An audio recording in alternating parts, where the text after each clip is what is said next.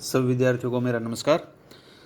तो जैसा आप सभी जानते हैं कि इससे पिछली वीडियो में हमने जो हमारा अध्याय था कि जॉर्ज पंचम की नाक, उसका जो पाठ का सार था वो हमने किया था। तो इस वीडियो में जो हमारा कृतिका भाग 2 का तीसरा अध्याय है, साना साना हाथ जोड़ी, जिसका अर्थ होता है कि हम छोटे छोटे हाथ जोड़कर प्रार्थना करते हैं। तो ये एक यात्रा वृत्तांत है। मधु कांकरिया जी है जो इसकी लेखिका हैं।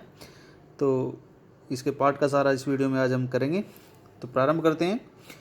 साना साना हाथ जोड़ी शीर्षक पाठ का सार अपने शब्दों में लिखिए। साना साना हाथ जोड़ी मधु कांकरिया द्वारा रचित यात्रा वृत्तांत है। इस पाठ में लेखिका ने सिक्किम राज्य की राजधानी गैंगटॉक से हिमालय तक की यात्रा का सजीव एवं भावपूर्ण वर्णन किया है। लेखिका का मत है कि यात्राओं से मनोरंजन, ज्ञानवर्धन एवं अज्ञात स्थलों की जानकारी के साथ साथ भाषा और संस्कृति का आदान प्रदान होता है। प्रस्तुत पाठ में लेखिका ने हिमालय के अनंत सौंदर्य का अत्यंत अद्भुत एवं काव्यात्मक वर्णन किया है कि मानो हिमालय का पल पल बदलता सौंदर्य हम अपनी आंखों से देख रहे हों। इस यात्रा वृत्तांत में महिला में यायावरी भी देखी जा सकती है। प्रस्तुत यात्रा वृत्तांत में प्राकृतिक नज़ारों के साथ साथ वहाँ के जीवन का भी यथार्थ चित्र अंकित किया गया है। लेखिका गैंगटॉक में रात को तारों से जगमगाते आसमान को देखती है। रात में ऐसा सम्मोहन था कि कोई भी देखने वाला उससे प्रभावित हुए बिना नहीं रह सकता। सम्मोहन का अर्थ होता है जिससे सम्मोहित हुआ जा सके, जिसके प्रति आकर्षित हुआ जा सके। लेखिका भी ऐसे दृश्य को देखकर उसमें खो जाती है। उसकी आत्मा भाव शून्य हो जाती है। वह प्रातः उठकर नेपाली भाषा में प्रातःकालीन की जाने वाली प्रार्थना करती है। उसी सुबह उन्हें युमथांग जाना था। यदि मौसम साफ हो तो वहां से हिमालय की सबसे ऊंची चोटी दिखाई देती है। मौसम साफ था किंतु आकाश में हल्के हल्के बादल थे, इसलिए हिमालय की ऊंची चोटी कंचनजंगा दिखाई न दे सकी। युमथांग गैंगटॉक से लगभग 149 किलोमीटर दूर था। उनके ड्राइवर कम गाइड का नाम जितेन नार्गे था। युमथांग का मार्ग फूलों भरी घाटियों वाला था। मार्ग में उन्हें एक स्थान पर सफ़ेद रंग की बौद्ध पताकाएं दिखाई दी। ये पताकाएं अहिंसा और शांति का प्रतीक थी। नार्गे ने बताया कि जब कोई बुद्धिस्ट मर जाता है तो 108 श्वेत पताकाएं फहराई जाती हैं। श्वेत होती हैं सफ़ेद रंग की, जिन्हें उतारा नहीं जाता। किसी नए कार्य के आरंभ के समय रंगीन पताकाएं फहराई जाती हैं। जितेन नार्गे ने बताया कि कवि लॉन्गस्टॉक नामक स्थान पर गाइड फिल्म की शूटिंग हुई थी। उन लोगों ने मार्ग में एक घूमता हुआ चक्र भी देखा जिसे धर्म चक्र कहते हैं।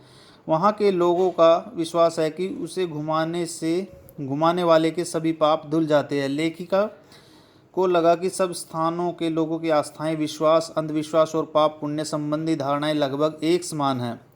ज्यों ज्यों उनकी जीप ऊपर बढ़ती जा रही थी त्यों त्यों बाजार, लोग, बस्तियां पीछे छूटते जा रहे थे। बड़ी बड़ी पहाड़ियां सामने अपने विराट रूप में दिखाई देने लगी थी। पास जाकर देखने से लगता था कि वे सौंदर्य के वैभव से मंडित थी।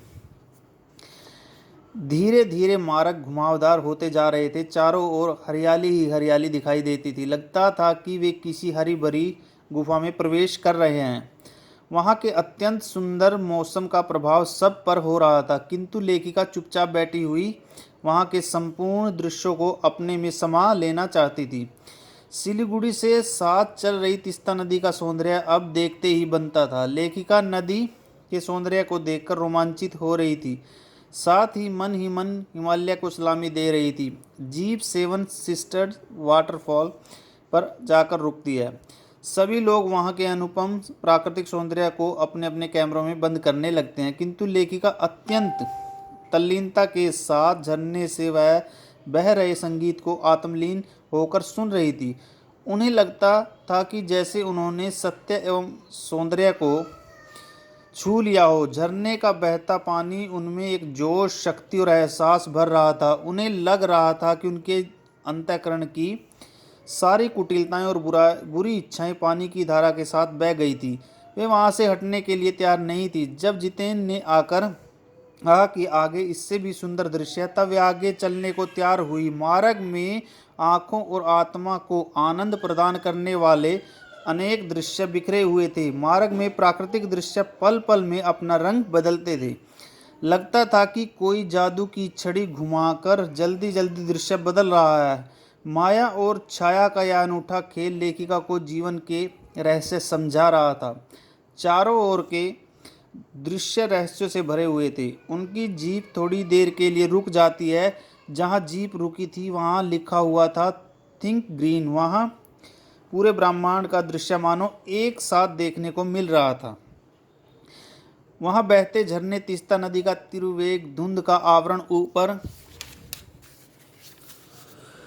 आकाश में बादल थे और हवा धीरे धीरे बह रही थी। आसपास खिले हुए फूलों की हंसी बिखरी हुई थी। संपूर्ण अद्भुत वातावरण को देखकर तो ऐसा प्रतीत हो रहा था कि हमारा अस्तित्व भी इस वातावरण के साथ ही बहता जा रहा है। तो इस पार्ट का जो आधा भाग है वो इस वीडियो में हमने किया। आगे का जो आधा भाग है वो अगली वीडियो में करेंगे। तो सभी विद्यार्थी इसको अच्छे से पढ़ेंगे। धन्यवाद।